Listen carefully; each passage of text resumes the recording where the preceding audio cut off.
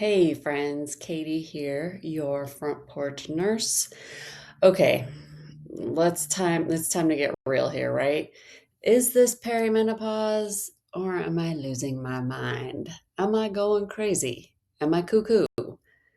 You probably will not be surprised. It is most likely the perimeno. But it's important that we know some actual research driven information about this, and we're going to go over early perimenopause symptoms. Okay, here we go. Perimenopause is not a glitch, it's not a personal problem. You are not broken, nothing is wrong with you. Your age doesn't matter so much. It really doesn't. Typically, perimenopause is between ages 40 and 60. Most of us go into perimenopause in our 40s, but it can be 30s. It can be, we can go into it in our 50s and end it in our 60s. So it's just how it is. But if we understand this better and we actually know some research driven information, it can help us slow down, take a breath, figure out how we're going to deal with this day to day, if we need some extra help, if we need to change some lifestyle habits. And that's what we're going to talk about today. It's kind of interesting or silly or annoying, whatever your perspective might be, but the information that's online is mostly wrong. Perimenopause is the whole transitional period phase before your final menstruation. Your final menstruation and 12 months after that, you're still technically in perimenopause. Menopause is a day. Menopause is the day 12 months after your last period. So you're either in perimenopause or postmenopause, except for that one day. That's the day that you experience menopause, which is not how we talk about it at all, usually. Perimenopause lasts 6 to 10 years. I know. Our hormones, the estrogen and the progesterone, which are our primary female hormones, they fluctuate unpredictably. Over time, over that whole 6 to 10 years, they do decline. That's the whole process. But it's super unpredictable. And you know, I mean, you've seen the memes, you've seen the videos like, oh, so-and-so's acting crazy, blah, blah, blah. Oh, I'm in bitch mode, whatever. You know what? That's fine. We can make as much fun of it as we want, but it's a physiological process. So let's just acknowledge what it really is.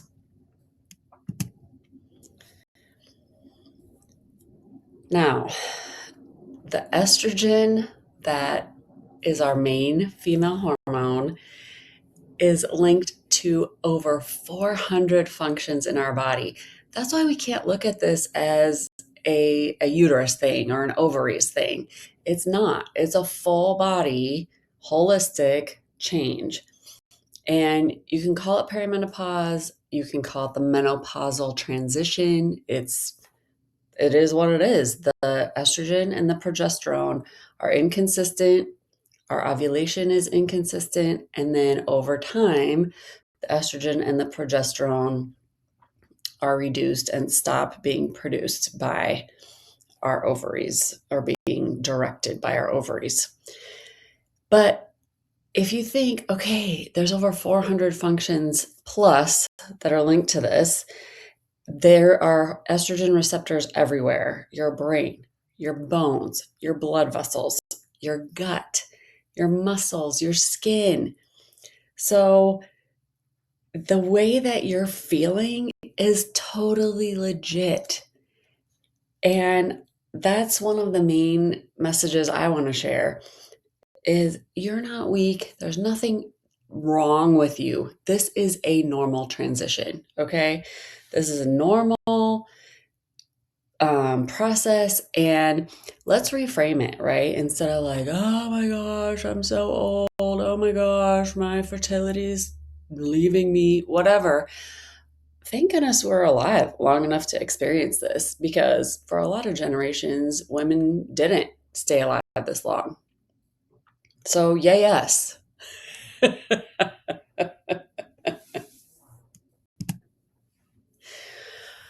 So, like I said, perimenopause are all the years of transition. I also sometimes will call it the menopausal transition. Menopause is the day that you have 12 months with no period at all. And then postmenopause is everything after that date. And a lot of us live for 20, 30, 40 years postmenopausal. So we need to figure this shit out. The estrogen and the progesterone not being produced in the same way affects a lot of our health and a lot of our body, because you can imagine with all those functions and all those estrogen receptors all over our body, we need to think about, okay, how are we going to deal with this? Are we going to do some lifestyle changes and support ourselves? Is that enough? Do we need to talk about hormone replacement therapy? These are all things that we will cover here together.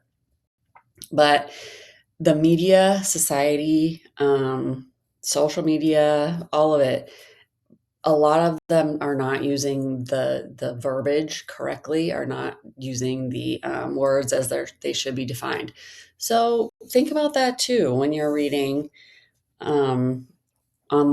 Just because somebody says something about menopause or perimenopause doesn't mean they're using the words in the right way. Most of us start perimenopause between 40 and 44. That is research based.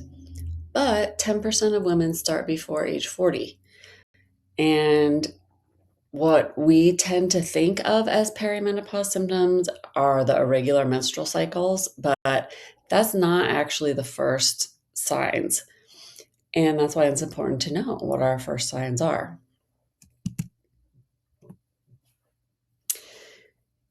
If you think you're too young for this, if you think that you still have regular periods, so there's no hormone issues, if you think that you're just burned out, you're just stressed, maybe, but you could be in perimenopause. That's okay.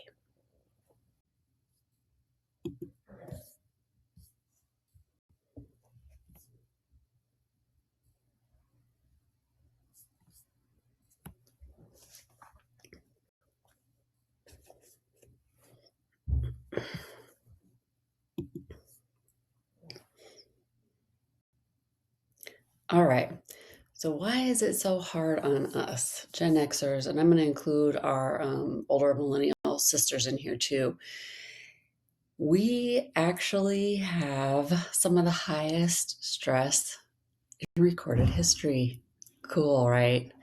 I mean, they say that we don't overachieve, but I think this is pretty rad.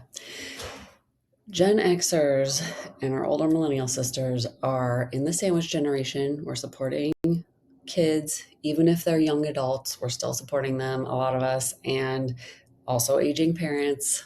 It's great to be in the middle of the sandwich. We have chronic stress already. Before that sandwich even started, we had chronic stress. We had the work. We had the second shift at home, the chores, the kids, all the things. We added on the aging parents. That's great. And we have financial stressors, like a lot of things that other generations haven't had all at once. So we have a lot of chronic stress. And what that means is you have your stress hormones getting released again and again and again, those fight, flight, freeze hormones, that cortisol. And that actually makes the impact of the changing estrogen and progesterone hormones feel worse. Yes, it truly, everything in our body feels, it's exacerbated. It feels harder. Things feel more difficult. So if you're getting anxiety and it's an early perimenopause symptom, your anxiety can feel worse the more stressed you are. I know. The HPO axis, that's your hypothalamus pituitary ovary. It's just a link of your glands that are controlling a lot of these hormones that reacts more intensely to hormone shifts when we're under stress. The estrogen and the stress hormones interact really closely. And this is not a weakness. This is not something that we can control. That's why we have to use lifestyle and other means to support ourselves, because this is physiological. This is how our bodies work.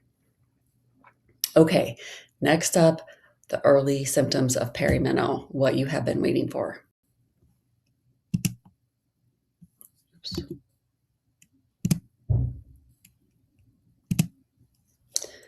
All right, first up, anxiety.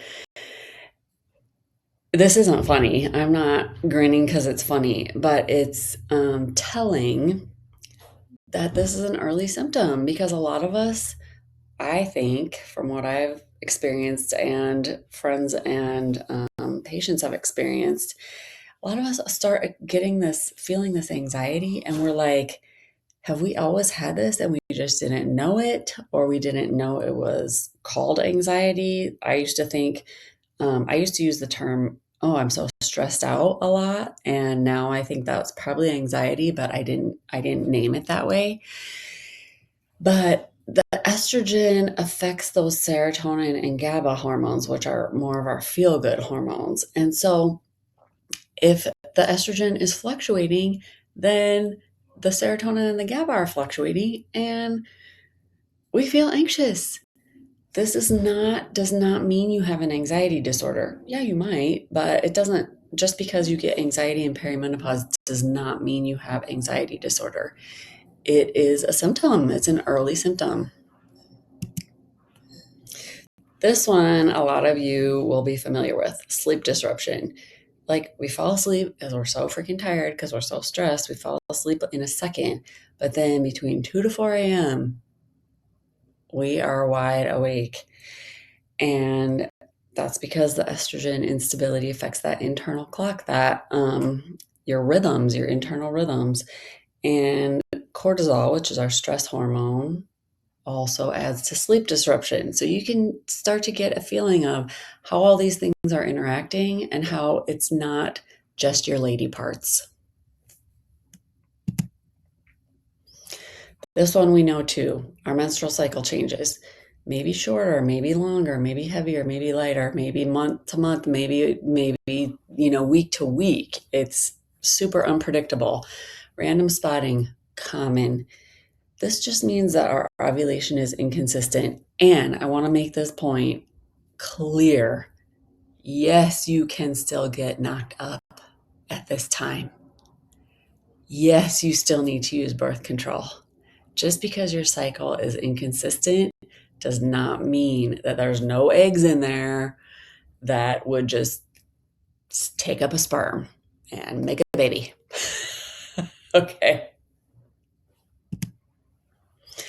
Breast tenderness, just like when we went through puberty, just like if you've been pregnant, it happens. It happens with our estrogen fluctuating. Super normal, but it can be an early symptom. And sometimes some of us could track breast tenderness, align it with our cycle, like certain points of the cycle. Not so much now because of the fluctuating hormones. All right, this one might be surprising, and when it happens, it can feel scary. So just know that estrogen helps regulate that autonomic system. That autonomic system means all the things that our body does that we don't have to consciously think about. Our heart beating, breathing. So estrogen regulates that. So if there are sudden changes in our estrogen, which happens, estrogen can change hour to hour, minute to minute, day to day. The drops if in estrogen can cause these blip, blip, fluttering or skipped beats. And that's not a technical term, blip, blip, but it's kind of what it feels like. Like ugh, it can be really scary if you do not know what this is, but it is also common. Sends many women to the emergency room thinking that we're having a heart attack or something.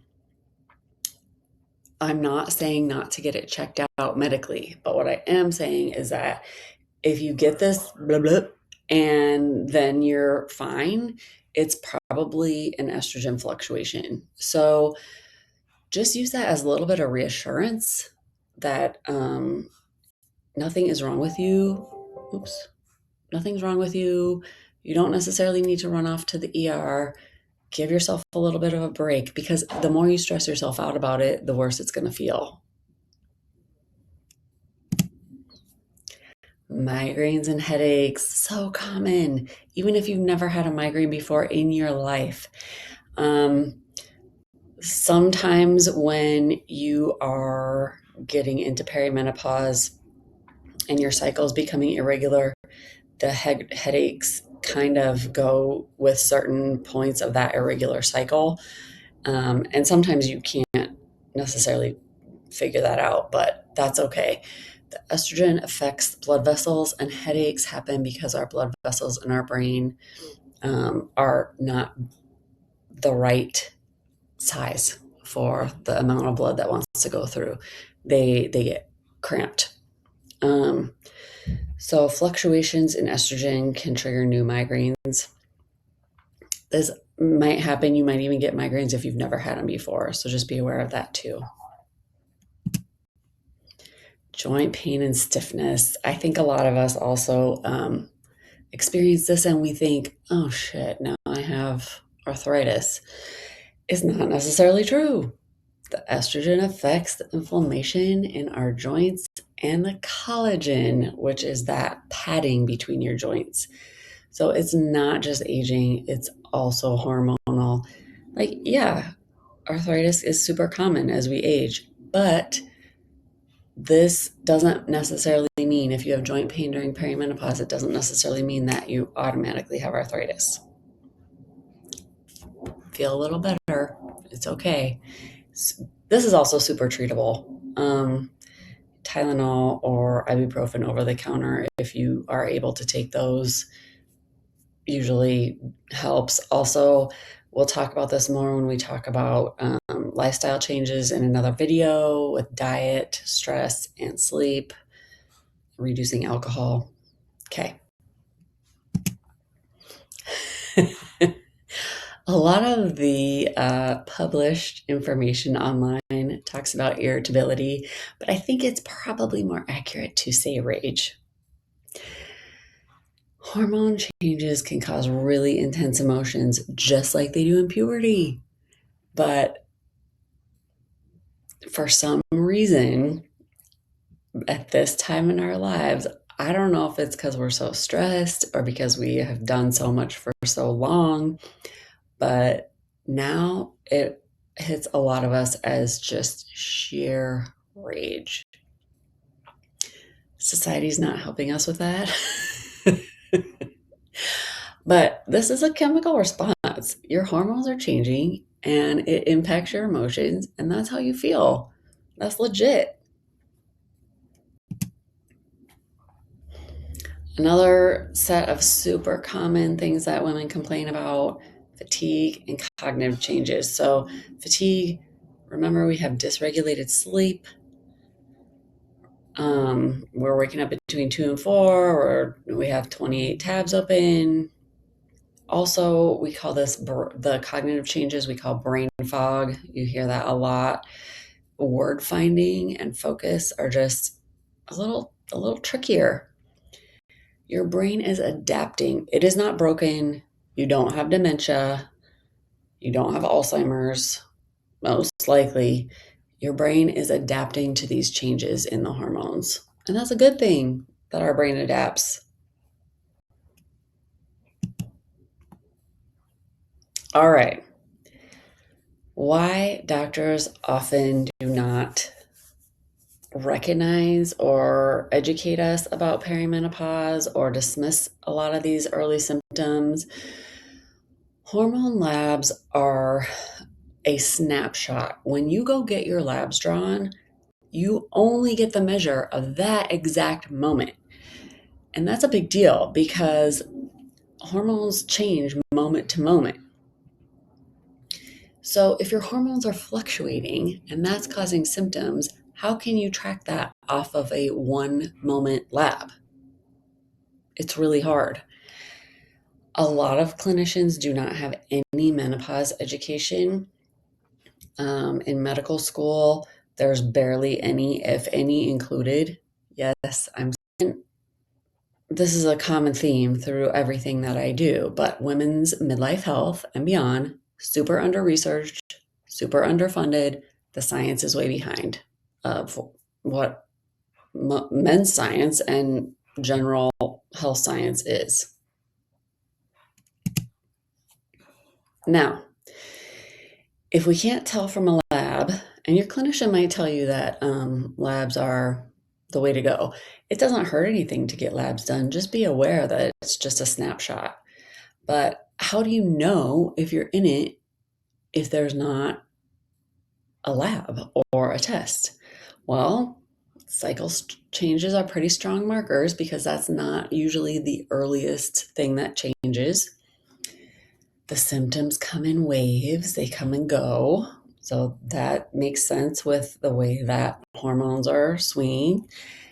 And age plus symptoms is the most reliable indicator. So if you have multiple symptoms and you're between 40 and 50, 40 and 55, yeah, you're probably in it. Okay, so our nervous system is very much intertwined with our hormones. And since estrogen is linked to or works with our stress hormones and our emotional reactivity hormones, this is why we can feel so dramatic and have so much rage. But lifestyle support definitely helps. We can help recalibrate ourselves. We are not broken, but we are supporting our health. Okay. All right. So, what we can do right now, support our nervous system. How? Micro breaks, taking deep breaths, routines that work for us. If you don't have a routine that works for you, try something new. Slow down, allow more time and space between meetings if you can, between chores, between tasks. And when you do that, it gives your body a little bit more time to integrate everything. And I have found that there is less problem with brain fog. Things come back quicker when you're in a room and you're not sure why you're there, if you can slow down a little bit. Physical activity helps everything. It literally helps everything in your body, in your mind, your whole self. Sleep hygiene. Have a little routine before you go to bed at night. Have a time that you are away from the whatever it is, the blue light of your phone. And if it helps you to have a warm shower or a nice bath, great. If it helps to have some essential oils diffusing in your room, great. But whatever feels so cozy and restful for you. In the next video, I will go into detail about small lifestyle habits and changes you can do to support yourself. And that might be the only thing that you need. But if not, we will also talk about HRT, hormone replacement therapy. It's all good.